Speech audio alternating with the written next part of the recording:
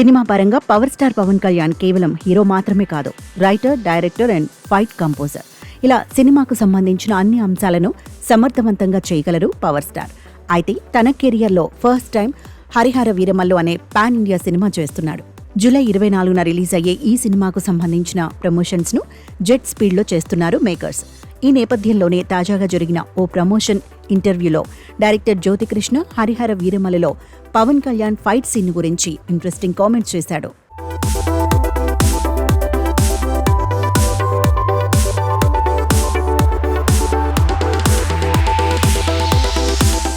హరిహర వీరమల్లు సినిమాలో ఓ స్పెషల్ ఫైట్ను పవన్ కళ్యాణ్ స్వయంగా ఎంతో శ్రద్ధ పెట్టి కంపోజ్ చేశారని చెప్పాడు డైరెక్టర్ జ్యోతికృష్ణ.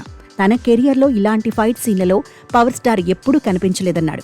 ఇకపోతే ఈ భారీ ఫైట్ సీన్ తీయడానికి దాదాపు 2 నెలల సమయం పట్టిందన్నాడు. అయితే ఈ ఫైట్ సీన్ కోసం పవన్ కళ్యాణ్ చాలా కష్టపడ్డారని, ఆ ఫైట్ సీన్ చూసే టైంలో థియేటర్లో విజిల్స్తో మారుమోగుతాయన్నాడు. ఇందులో ఫైట్ సీన్లు చాలా ఉంటాయి, కానీ పవన్ కళ్యాణ్ కేర్ తీసుకొని కంపోజ్ చేసిన ఈ ఫైట్ చూసి ఆడియన్స్కు గూస్ బంప్స్ రావడం పక్కా అన్నాడు డైరెక్టర్ జ్యోతికృష్ణ.